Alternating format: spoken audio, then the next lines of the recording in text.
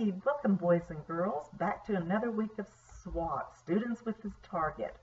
Remember, if your parents text me this week, you get 2 more coins for your end of the year prize that we will get actually later on this month. Listen to your maybe your parents on the newsletter, different ways, call the church. You'll find out exactly when that is.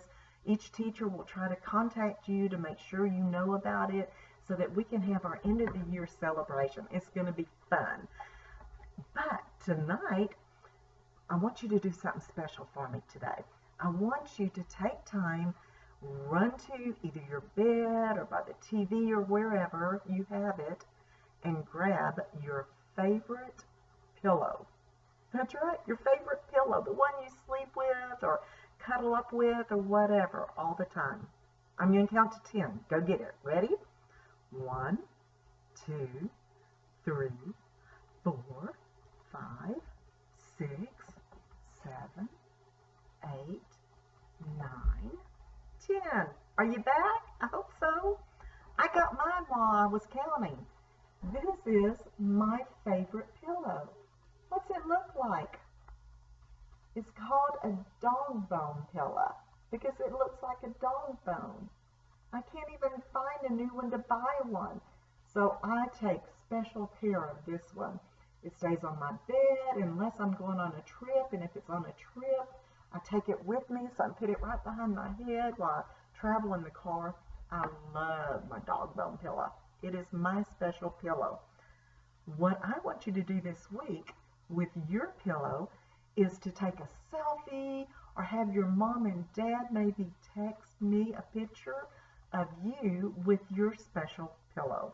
Now I want you to make a picture of maybe your sleepiest face, or maybe you can make a scary surprised face like this, because our story tonight is about a boy who was sleeping on his pillow one night when all of a sudden he woke up startled.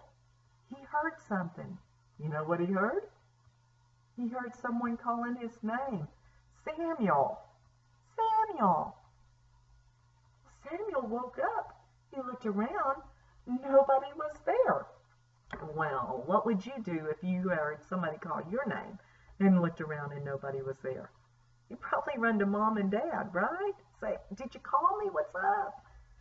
No, Samuel couldn't do that. He didn't have a mom and dad living with him right there. He was living in the temple. Do you know what the temple is? It's like your church. Only back in those days, the Hebrews had a temple where they would go to worship, and there would be a priest that lived there. Now, the priest was like Pastor Ed. He was someone who actually took care of all the chores and all the stuff that had to happen at the church, a lot like Pastor Ed, only the priest would actually live there with his family as well, and there might be more than one priest living there. Well, the guy who was there with Samuel, the priest's name was Eli. Well, why was Samuel living with Eli in the temple? That's not normal. That's not how we do things.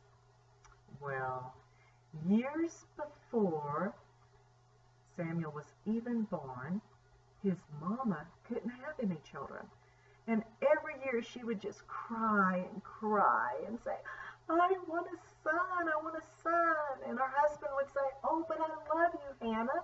It doesn't matter if you give me a son or not. I love you. And she'd go, oh, I know, but I want to cuddle him, I want to hold him, I want to love him. I just want a son so bad. Why won't God give me a son? And year after year, she didn't have a son. One year, she ran to the temple. She was crying. She was upset. It was just more than she could bear. And she was like, God, please, as she bowed down at the altar, give me a son. I need a son. Well, Eli was at the back, and he saw her come in. He saw her acting weird and all upset and stuff, but he thought she had been drinking, and he said, woman, put away that wine. And she said, I'm not drinking. I'm upset. My heart is broken. I want want a son and God won't give me one. If he gives me one, I promise I will give him back to God. I will make sure that he learns who the Lord God is. He can live with you, Eli. He can live here at the temple. He can serve God. I promise this. Well, she and Eli talked for a little bit more, and he said, let it be. And she just left. Well, she wasn't sure it was going to happen, but guess what? It happened, didn't it? She had a son named Samuel. And when he was old enough, Hannah stayed true to her promise to God. She took her son that she had, her first son, back to the temple where Eli was and said, remember me? Remember the promise I gave to God? Here's my son. Raise him to love God as your own son. And Eli did. So here was Samuel, sleeping right, like he'd done night after night. Now, I want to give you a hint, though. Don't feel sorry for Samuel. His mama and his new brothers and sisters came every year to see Samuel. They didn't forget about him. They brought him a new robe and other presents each year just to hug his neck and talk with him, to remind him that they loved him. But he was chosen by God to live in the temple. And so that's where Samuel was, sleeping in the temple, waiting for Eli to say, hey, Samuel, I need you to go do this, or I need you to go do that. Well, sound asleep, he hears Samuel, and he wakes up. So what does he do? He goes to Eli, and he picks around Eli's curtain of his room, and he says, yes, I'm here. What do you need? Well, Eli was asleep. He wakes up, he looks at Samuel, and he goes, I didn't call you. Go back to bed, boy. So Samuel goes back to bed. He had no more than laid down when he heard Samuel. He looked around. So he jumps up, he goes back, and he says, I heard you call me, Eli. What do you need? I'm here. What do you need? Eli says, I didn't call you. Go back to bed. You must be dreaming. So he went back to bed. He went to lay down, and this time it was Samuel. Samuel. Well, Samuel got up, he went to Eli, and finally Eli went, I know what's happening. You're not hearing my voice, you're hearing God's voice. This time, if he calls your name, just tell him, okay, God, I'm listening. What do you want? So Samuel went back to bed. He laid down, and yes, God called him. Samuel, Samuel. Samuel looked up and said, yes, God, I'm here. What do you want?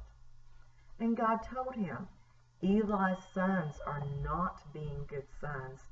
They are not obeying me. They are not teaching the people to worship me and me only. So instead of Eli's sons becoming the next priest, the next people that will serve the people, I am choosing you, Samuel. You will be my chosen person. You will be the first prophet for all of Israel. That's a new word. Do you know what prophet means? God's messenger. You're right. A prophet was someone in the Old Testament, and even sometimes today, where God will speak to someone and tell them, I have a message, go share it. So Samuel, when he grew up, became the very first prophet for all of Israel. That's right. He was a very chosen, special person by God. Well, what can we learn about this today? Can we learn that God talks to us today? Yeah, he does. We may not be a prophet. God may not tell us a message to go tell someone else. He may tell us just a special message. I'm going to give you 2 examples of how this might happen. First, I remember going to work one time when I was living back in Texas. It was a job that I had, and it was so hard. In fact, I had worked for months and months at this job, thinking maybe tomorrow it will be better. But each day it got worse and worse. And I thought, I can't do this job. In fact, maybe I'm just going to have to stop and quit. And I don't want to, but I don't know if I can do this. So I got up early one morning and I was driving to work. And it was early. I thought I'm going to get a big jump on the day. And as I was driving to work, I remember this beautiful sunrise came up. It was the prettiest I'd ever seen. And as I sat there and just went, oh, I heard in my ear a whisper. And God said, that's for you, Beth. It's going to be okay. Well, it was. I knew God had given me a sign that that job was going to be okay. And it was. I had a great time for the rest of that time from then on. Things started turning around and working, and I got to love that job and stayed with it for 2 more years. It was a wonderful job. That's one way God can talk to you. Maybe you hear him through your ear or through your heart and just know God's talking with you. Another way is through the Bible, right? Like I picked up this one while ago, and it says in Colossians, it says, whatever you do, do it enthusiastically. That means with great excitement. Do it as something that you do for the Lord and not for man. So that kind of is God telling me that if he or someone else wants me to do something and I don't want to do it, I maybe need to just go ahead and do it. And like if my husband says, Beth, I need you to cook the best supper ever tonight. I want a great meal. And I'm like, I'm not in the mood to cook. I don't want to cook. But I stop and think, you know what? God tells me to love not just my husband and the people around me, but to love him. So I'm going to cook the best supper ever and just pretend like God is sitting down with us himself, like I'm cooking for him, you know, as well as for my husband and for me. Like God's going to be company. So whatever I do it like I'm doing it for God and do it with great pleasure. And that makes it easier. So sometimes God talks to me in my ear, and sometimes he talks to me through his word.